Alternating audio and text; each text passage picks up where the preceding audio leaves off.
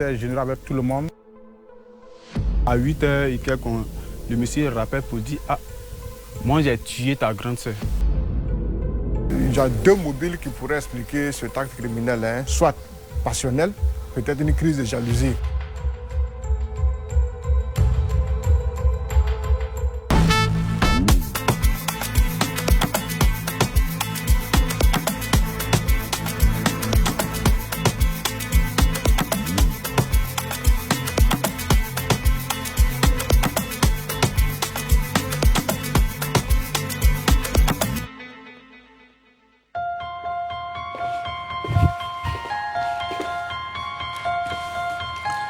Ce soir, nous allons parler d'une histoire triste et choquante.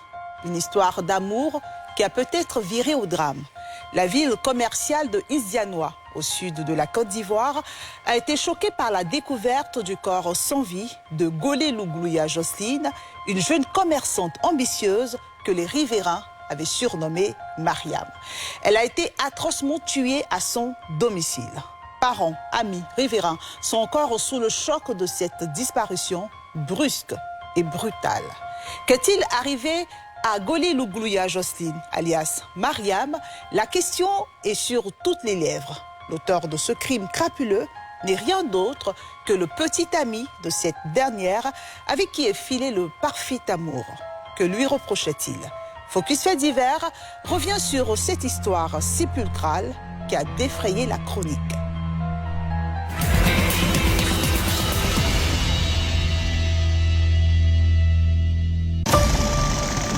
La ville commerciale de Nzian-Nuan est une localité du sud de la Côte d'Ivoire et appartenant au département de Tia-Salé, dans la région des Lagunes.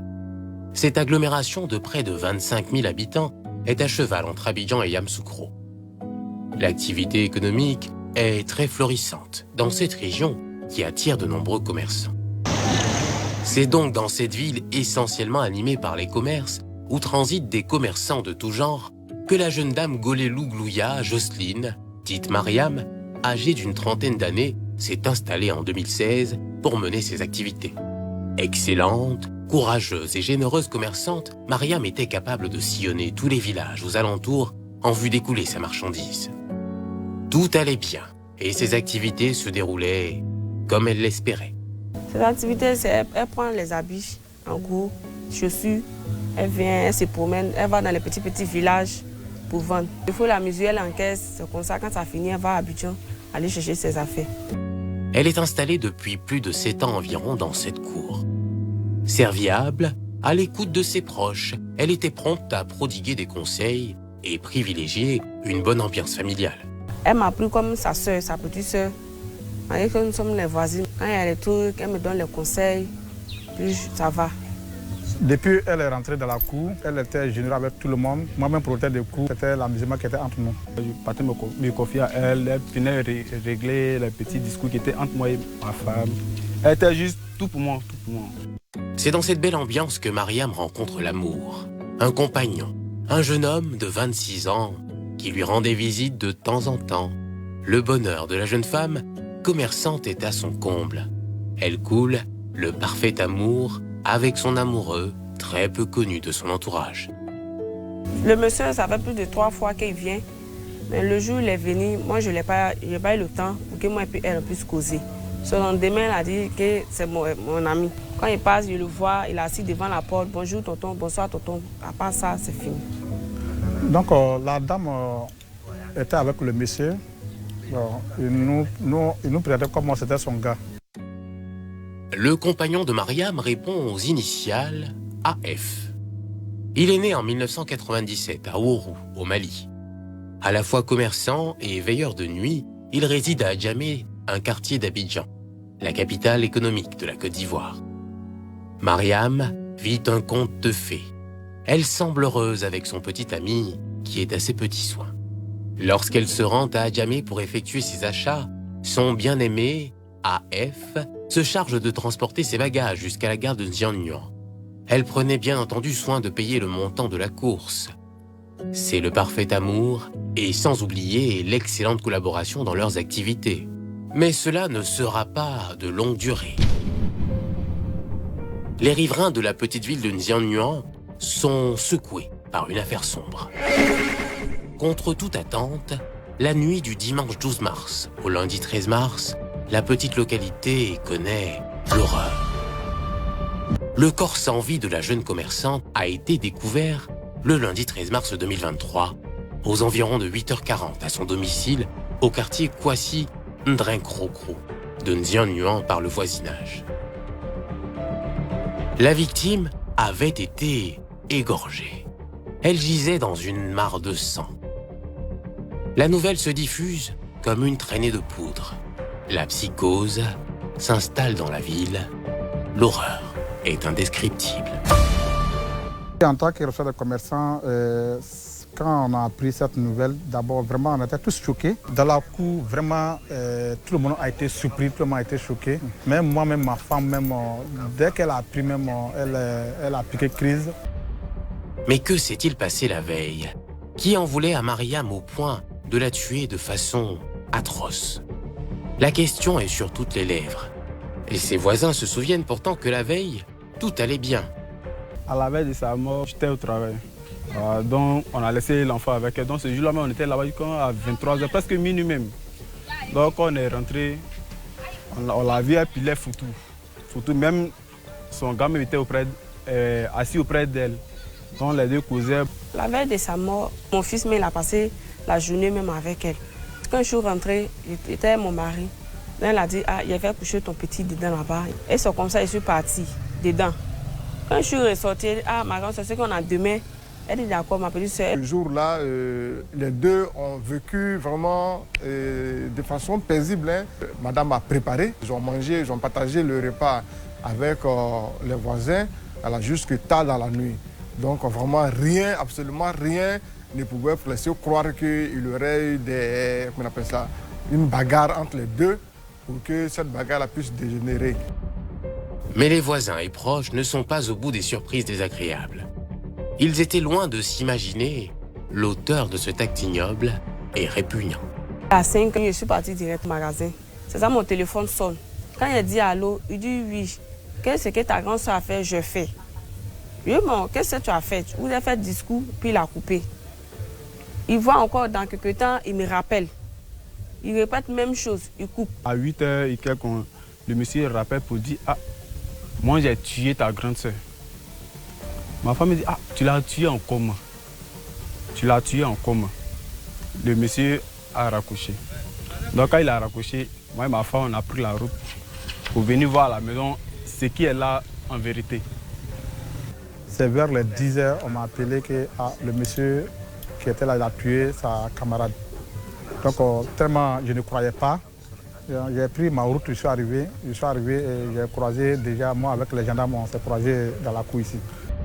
Une scène d'une rare violence et insoutenable attend les riverains qui ont accouru au domicile de Mariam, suite aux appels du présumé tueur. Bon, arrivé à la maison, ma femme était arrêtée devant la porte. Moi, j'ai su rentrer, taper la porte, rien. Et en ça, moi, j'ai poussé la porte avec mon pied.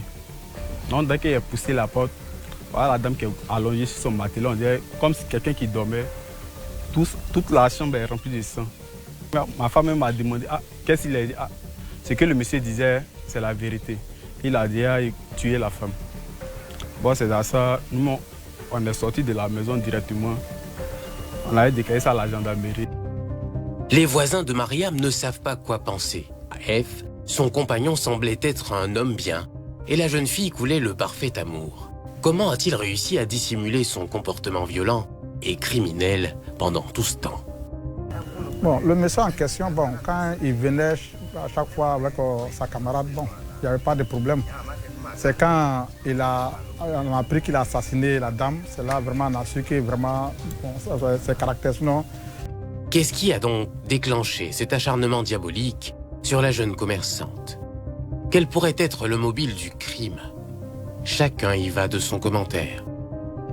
Il y a deux mobiles qui pourraient expliquer cet acte criminel, hein. Soit passionnel, peut-être une crise de jalousie, soit également peut-être qu'il avait besoin d'argent et qu'elle n'a pas voulu lui donner cet argent. Alors il a tué pour prendre cet argent. Vraiment, c'est les deux raisons qui pourraient expliquer son acte. La ville choquée espère l'arrestation rapide du dangereux criminel et cela n'aura pas tardé. Traqué jour et nuit pour les soupçons qui pèsent sur lui, le jeune homme de 26 ans a fini par être cueilli par les gendarmes. 3 jours plus tard, dans la commune d'Adjamé à Tékoubé, à Abidjan. La gendarmerie a réussi à mettre le grappin sur lui assez rapidement, et ce grâce à des informations contenues sur une carte de mobile money du coupable. Selon les résultats des enquêteurs, AF est le principal suspect. Il est même passé aux aveux. Bon, après l'assassinat, 3 jours, les gendarmes sont venus me voir pour dire ils m'ont appelé pour me dire que le monsieur a été arrêté. Et après encore, les parents de la victime sont venus confirmer qu'ils sont partis à Abidjan et ils ont vu le monsieur, il a été arrêté. Traumatisés par cette histoire tragique, les habitants et surtout commerçants de la dite localité essaient de tourner la page. Les autorités ont dû prendre des mesures pour la quiétude dans la ville de Nzianouan. C'est l'arrivée des autorités qui nous a rassurés. Chacun avait peur. Voilà, chacun avait peur maintenant de tout le monde. Et les autorités sont arrivées, nous ont donné certaines instructions. Et je pense que la préfecture de police d'Abidjan, à travers le district de police de Dabo, est en train d'ouvrir un commissariat de police en Nzianouan pour pouvoir sécuriser un tant soit peu cette ville-là. Parce que les jeunes ont décidé aujourd'hui, comme ils faisaient par le passé, en menant des actes de surveillance, mais ils le font avec la complicité de la gendarmerie à qui ils rendent compte. La gendarmerie poursuit ses enquêtes en vue de connaître les motifs réels qui ont poussé le nommé AF à mettre fin brutalement et atrocement à la vie de Mariam. Le meurtrier serait rentré en Côte d'Ivoire il y a de cela 6 mois sans entamer les démarches administratives auprès de la représentation diplomatique de son pays sur le sol ivoirien. Il n'est donc pas connu des services du consulat du Mali. Tous attendent que la justice ivoirienne livre son verdict dans cette affaire. La victime, Golelou Glouya Jocelyne, quant à elle, a été inhumée le mercredi 29 mars 2023 au cimetière de Nzianouan. Les proches de Mariam restent affligés par sa disparition. Difficile de dire avec exactitude ce qui s'est passé le soir de sa mort brutale. Excès de confiance, amour aveugle, bagarre conjugale, qu'est-ce qui a coûté la vie à cette jeune femme courageuse et entreprenante? La question reste posée. On ne saura peut-être jamais ce qui s'est passé dans la chambre de la jeune commerçante ce soir-là. Toutes nos tentatives pour accéder aux informations policières sont restées vaines. Interpellé 3 jours après la mort de sa copine, AF est en prison en attente de son procès. Selon le code pénal ivoirien, il risque la prison à vie si sa culpabilité est établie. Bonsoir.